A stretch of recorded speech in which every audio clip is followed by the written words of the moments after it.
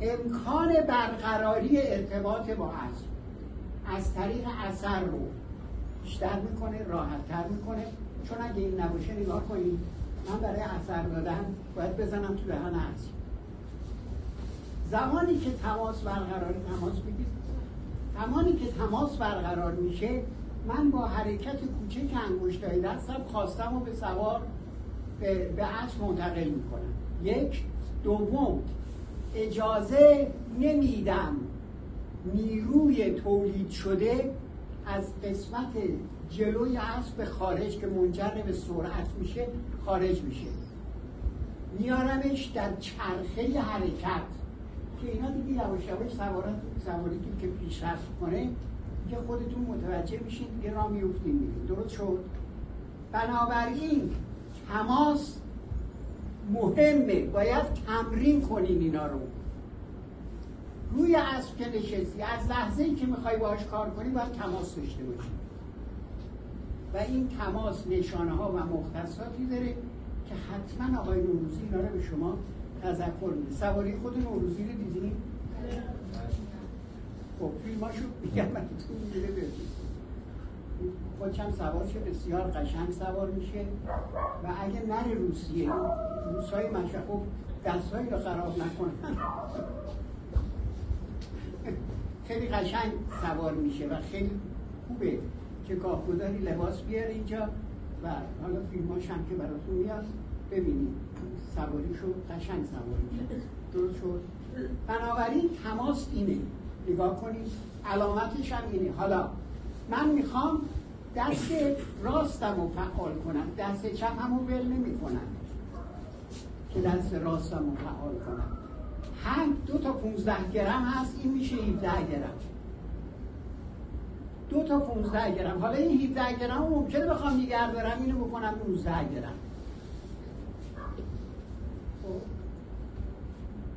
گرفتن دست جلو در دستان یه تشبیه خیلی قشنگی داره، اشاره کردم به کتاب سالی سویفت خانم سواری متعادل، میگه که وقتی دست جلو دستتونه مثل اینکه 2 تا گنجیش گرفتین تو دستتون، نه اجازه داریم فشار بدیم که خفه بشن مثل اینطوری، نه اجازه داریم ول کنیم که در برن مثل اینطوری.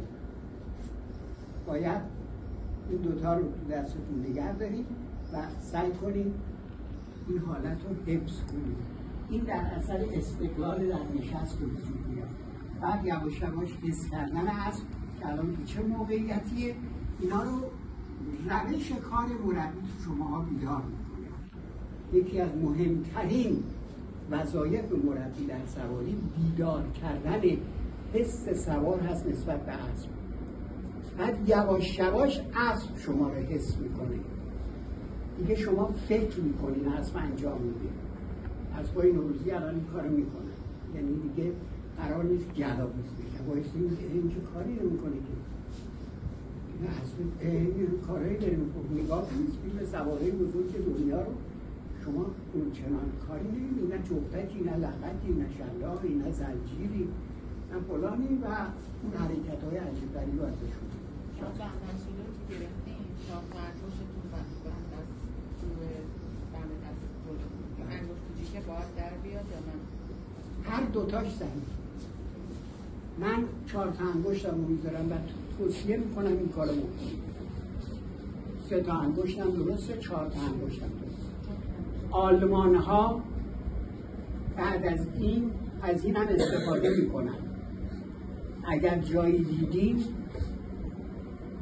چیز نکنیم، یه اختلافات خیلی جزئی در مکاتب سواری در دنیا هست، صاحب گرفتاش دنیا آلمان ها.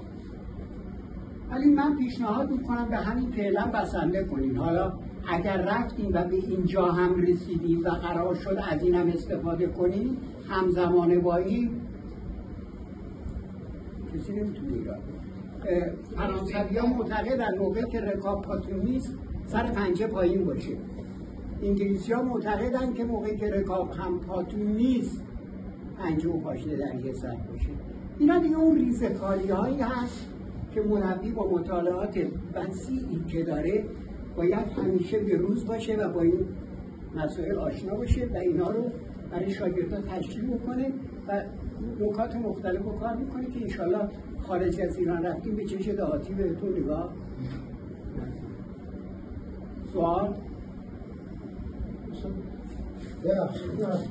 اینجاست که میگن که این شیوع صفر منتقد میکنه در اصل درسته؟ بله، هیچ نوع انقباضی در بدن شما نیست تا هیچ نوع انقباضی در بدن اصل شما. سپاس.